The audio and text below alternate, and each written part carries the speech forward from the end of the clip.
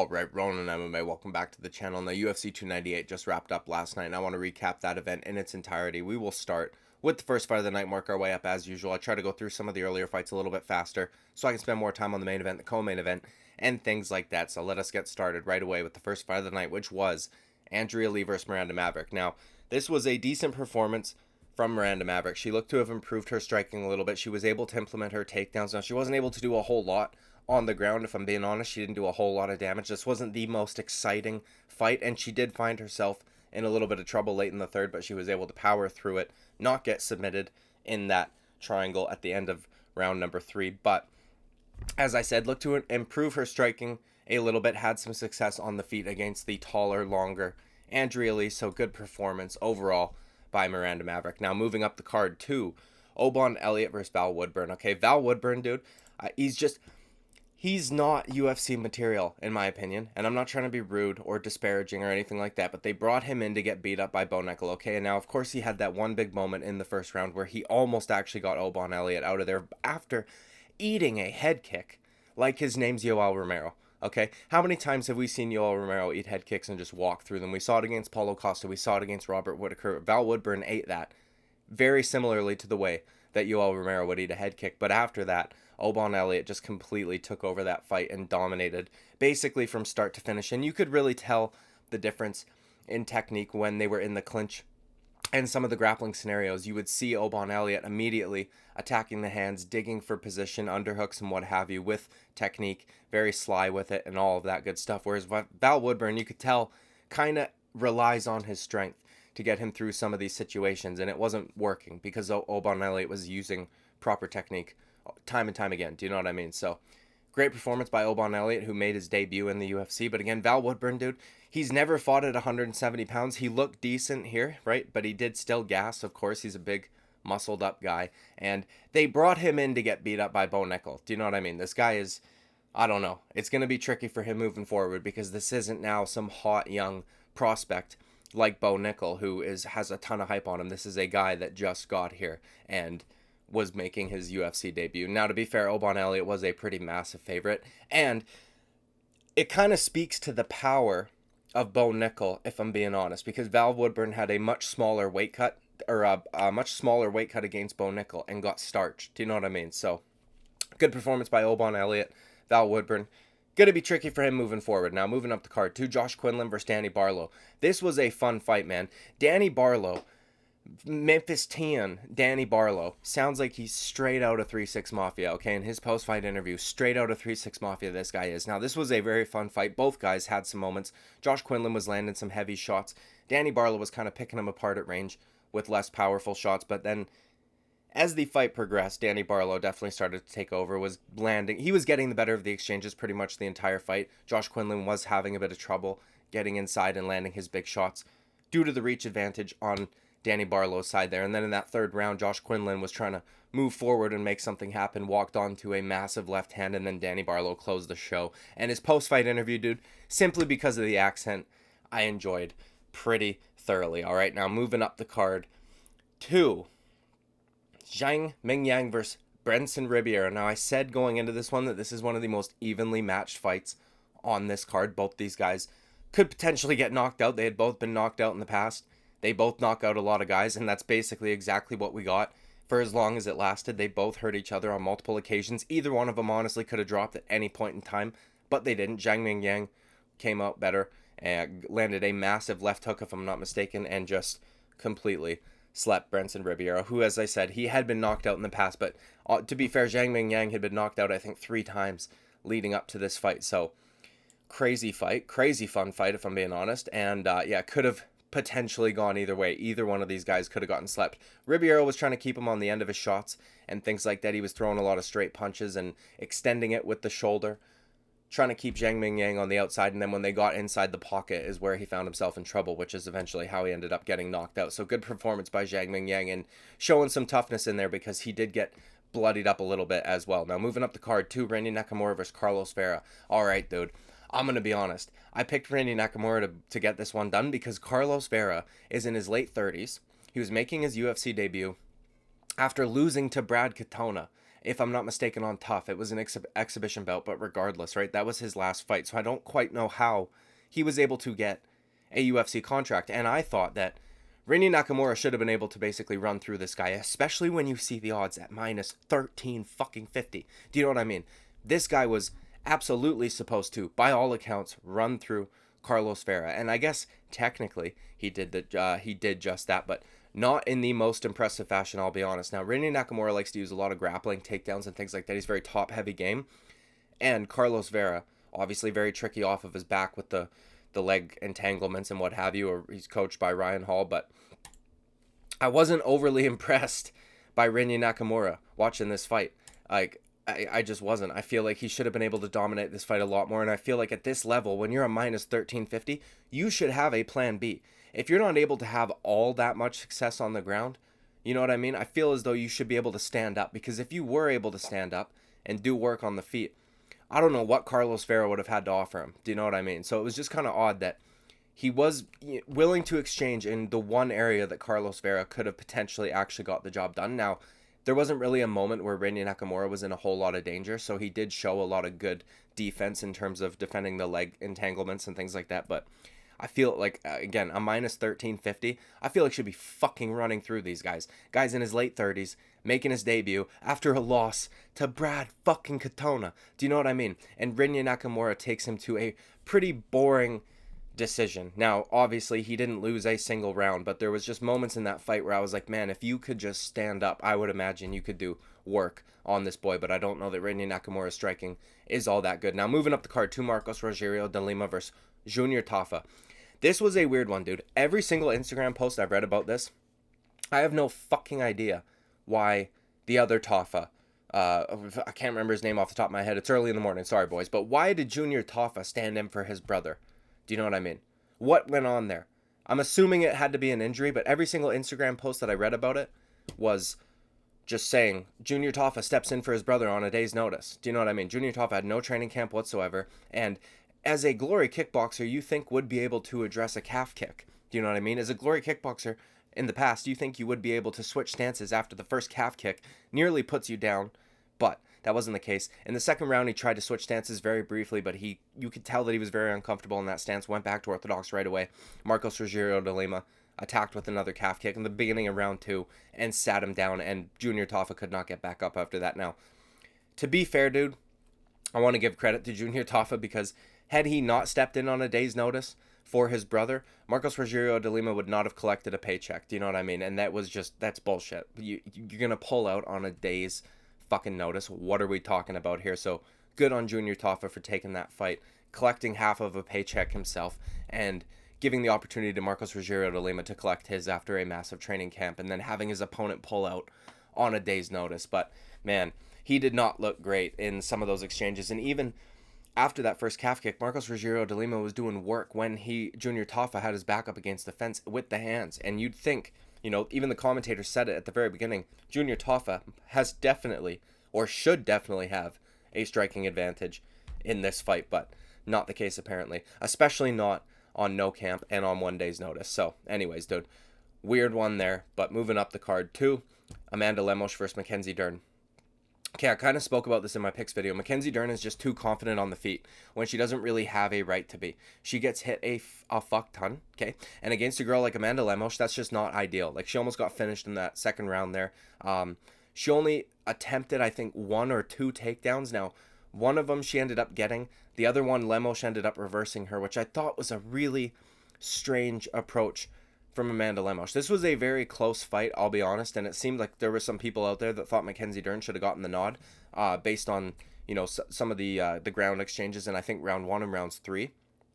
Amanda Lemos clearly winning round 2, but either way, dude, and I'll you know what, Amanda Lemos, what the fuck are you doing? Do you know what I mean? You've got a girl, Mackenzie Dern, who's like staying on the feet with you much too long, much longer than she should be. And what do you want to do against the Brazilian Jiu-Jitsu expert and Mackenzie Dern, who basically, that's her only chance of winning, is you want to go to the ground with her and try to stay on top and act as though you know, show her up like, what, you've got better Jiu-Jitsu. Like, it was, in my opinion, kind of low fight IQ all around, and I think it made that fight a lot closer than it needed to be, because Amanda Lemos, Mackenzie Dern got the first takedown attempt, but after that she wasn't really getting them. But Amanda Lemos was the one that was willing to engage with her on the ground, which I thought was a silly move, and honestly could have ended up costing her that fight, because again, it was a very close fight. Round one, Amanda Lemos did not do a whole lot of damage. Mackenzie Dern ended that round on top and was controlling that fight on the ground for I think about 2.5 minutes, maybe even more than that. Round number 3 was close. They, both kind of took turns on top, and both were doing little bits of damage here and there, but in my opinion, Mackenzie Dern kind of got the better of those exchanges too. But either way, dude, decent performance from both girls, I guess. Sure. Okay, good on Amanda Lemos. Moving up the card. Roman Kopylov versus Anthony Hernandez. All right, dude. I said in my picks video on this one too, I was very concerned for Roman Kopylov, but I thought he was a good underdog to pick here because his takedown defense is very underrated. Do you know what I mean? He's got a 92% takedown defense. Now, something that I don't think I paid as much attention to that I should have is the pace of Anthony Hernandez. He might as well be a middleweight Merab Dvalishvili with actual submission ability, with being an actual submission threat. Do you know what I mean? Like, once he gets you there, you're in actual danger. And Roman Kopylov looked to be doing good in the first round. He was defending the takedowns. He was doing work on the feet. He kept going back to that body kick, which Anthony Hernandez did not like. He was having a lot of success. And then in that second round, actually, I think towards the end of the first round, Anthony Hernandez ended up getting a takedown. Kopylov was able to defend, get back up to his feet and what have you. And then in the second round, Anthony Hernandez just kept going back to it, ended up getting 2 takedowns. He kept fishing for that choke. Kopylov, credit to him, was defending for a good amount of time, but then Anthony Hernandez eventually was able to lock it up and get him out of there. And I said that in my picks video, I said, out of all of Roman Kopylov's opponents, the guy that in my opinion would be the most likely to actually get him down on the ground was Anthony Hernandez, as the guy averages, I think, 7 takedowns per fight. Do you know what I mean? Now, there's been some opponents that he was not able to take down, so I thought that we might end up seeing that play out with Roman Kopylov, who's very good at distance management, very good striking, and Anthony Hernandez would have to close the distance on a very, very, very fucking dangerous striker.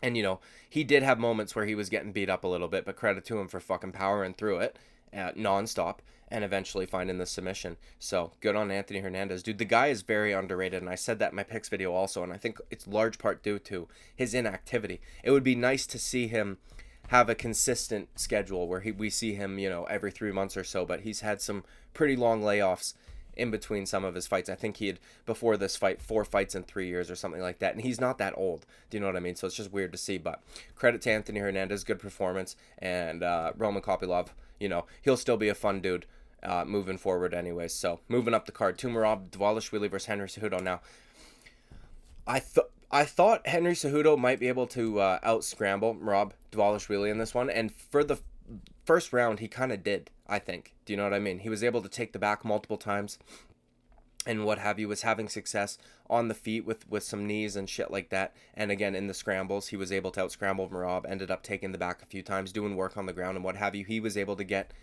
in top control against Merab. He had half guard, if I'm not mistaken, kind of had that lockdown there.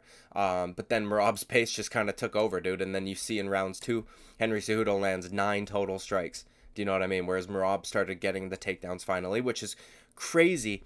Something that I want to point out is that Merab might have had his best performance in terms of takedowns. He went 5 for 11, 45%.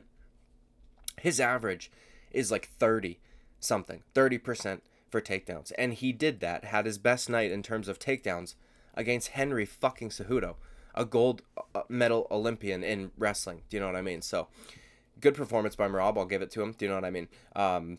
Again, the pace, I think, played large part in that. He was just nonstop, which we knew that. We knew that about Merab. I just thought that Cejudo might be able to do a little bit more on the feet.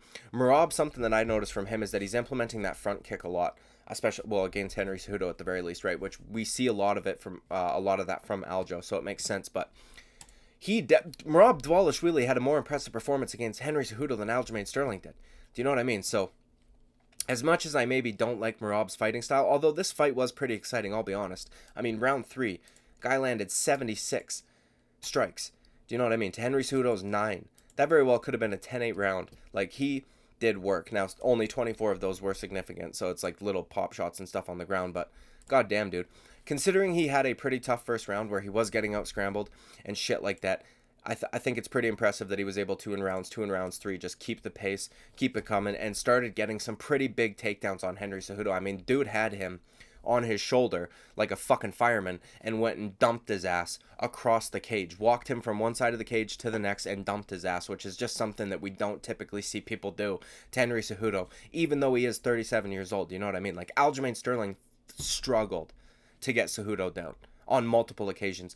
I think it was round 2, dude. You saw Henry Cejudo implement the Aljamain Sterling tactic, okay? Merab Dvalishvili started to knee him after Cejudo had defended a takedown, and Cejudo quickly drops to his knees to avoid getting kneed in the face, and it was literally, like, I would go, oh, he learned that from Aljamain. He had to have. And it's funny that he's fighting Aljamain's teammate, who probably would do the exact same thing in the exact same scenario. But anyways, dude, good on Merab. You know what I mean? Good performance overall. Henry Cejudo, something I thought was fucking hilarious was that Dana White said he's not getting mic time. The reason being, he already fucking retired. He already got his mic time. It's Merab's night. We're not going to let Cejudo get in there and steal Merab's shine by retiring for a second time. He already fucking retired. I thought that was hilarious. You could tell Dana White is happy to get rid of Henry Cejudo, and I find that hilarious. And something else I want to point out, dude. I said this when Eric Albarracin, or whatever the fuck his name is, little gremlin looking dude, when they first did that whole, you know, cringe little skit thing where he fired his coach, I said, you know, before, even if it wasn't staged, I go, yeah, this guy doesn't do anything anyways. Like, I don't know why he's even in the corner. He's just there for moral support or some shit. And you see that, dude. You see that pretty clearly in between these rounds. He's not saying shit. All the other coaches are. That dude's just there. Do you know what I mean? For the cameras. So, either way, dude. Moving up the card. Jeff Neal versus Ian Machado Gary. All right, dude.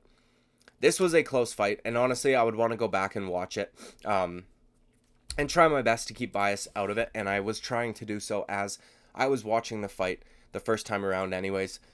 I think that there is a pretty decent argument that Jeff Neal could have gotten rounds 1 and rounds 2, but I'll be honest, dude, it's not a robbery by any stretch of the imagination, and there was a lot of shit I thought Jeff Neal could have done differently that would have made this clear fucking cut. Do you know what I mean? All of the clinching that he was doing was quite odd. The following, rather than cutting off the cage, where Ian Machado Gary was on his bike basically the whole time, lateral movement along the outside of the octagon, Jeff Neal was kind of just following him, which was allowing Ian Gary to kind of set up these small little strikes just to keep himself active, like just a, you know, tapping little leg kick or what have you, jab and shit like that, because Jeff Neal was just walking right into it rather than cutting off the cage. And I feel like there were a lot of moments where Jeff Neal was having success landing in combination, snapping Ian Gary's head back to the point where Ian Gary's like running away from him almost, and he clinches up rather than continues with a barrage, which I thought, had he continued with that barrage, he probably could have gotten him out of there perhaps. Like, it was a weird fight. It wasn't all that entertaining. Ian Gary was clearly, you know, concerned about Jeff Neal's power, was on his bike the whole time, just moving little pop shots here and there. You know, to be fair to Ian Gary, he was throwing a lot of nice kicks to the body. He was timing that knee pretty well over and over and over again, landing leg kicks and shit like this. So, decent performance, I guess. Do you know what I mean? But again, I thought Jeff Neal maybe could have gotten rounds 1 and rounds 2. I'm not saying this is robbery by any stretch. I would want to go back and rewatch it with no commentary and what have you, even though the commentary was very clearly fucking biased for Ian Machado Gary. John Anik, dude, this guy's straight up lying to people, lying to the people at home listening, okay? Because if you are not aware, John Anik said at one point during Ian Machado Gary's walkout, every single one of his former training partners and colleagues speaks unbelievably highly of him, or something along those lines. That might even be a direct fucking quote. I can't remember the last little bit. But to that effect. This dude's been kicked out of multiple gyms. What are we talking about here? Why are you gaslighting us, John Anik? Also, telling the people at home that aren't online all the time, that don't follow up with all of the shit going on behind the scenes and what have you, they all now just think Ian Machado Gary is this stand-up brilliant dude who everybody fucking loves, when it's just not the case, dude. Do you know what I mean? Even if you don't care about all the weird shit with his wife or what have you, which is fine, dude. He can live his life, do whatever he wants to do. But just the fact that he has been kicked out of multiple gyms. Do you know what I mean? The fact that his original gym kicked him out right when he started to get successful is a big thing right there, because that, you know, that coach that did that could have standed to gain quite a bit from Ian Machado Gary and his success moving forward. Right before Ian Machado Gary's title fight, if I'm not mistaken, in Cage Warriors, is when that gym decided to kick him out. And then he went to go train with Leon Edwards and shit like that. And they ended up kicking him out also because of the way that he acted around the gym, the cameras, all the shit, just the arrogance and what have you. Like, this guy is not, I don't know what John Anik was trying to fucking get at there, but it was just weird to hear. I'll be honest. And then the entire time, Joe Rogan was just glazing everything Ian Machado Gary did, whereas I thought Jeff Neal was doing good work and they weren't really noticing it. And I thought that when Jeff Neal would land, those shots were clearly more significant than the shots Ian Machado Gary was landing. Like, Jeff Neal was kind of just walking through shit. Do you know what I mean?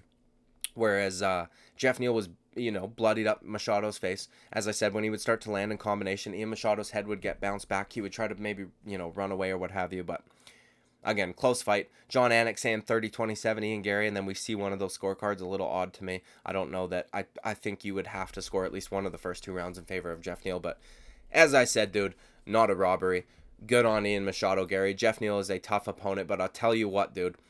I think that he's got some tough fights ahead of him. If they give him the Colby Covington fight, fair enough. I would probably actually lean Ian Machado Gary, just based on Colby Covington's most recent performances. However, if this dude gets paired up with Shavkat Rakhmonov, I think we see troubles because, while Shavkat Rakhmonov had a war with Jeff Neal, he objectively dealt out a hell of a lot more damage and was able to find the finish in that 3rd and final round. So I think that while this was a good performance for me and Machado Gary, and I'm not going to take anything away from it, Jeff Neal is a very fucking good fighter. Do you know what I mean? A very underrated fighter. Very good with the hands, very good in the stand-up. A southpaw to boot, which is not something Ian Machado Gary's used to dealing with. I don't think we see Ian Machado Gary become champion, I'll just be honest. And I've been saying this for a little bit now, but either way, dude, good performance. Kind of a shitty fight, but it is what it is. Moving up the card to HERNANDEZ versus Paulo Costa. This was a fun fight, dude. This was a fun fight. Robert Whittaker basically changed his style, which I thought was a little fucking concerning, I'll be honest, because, like, hey buddy,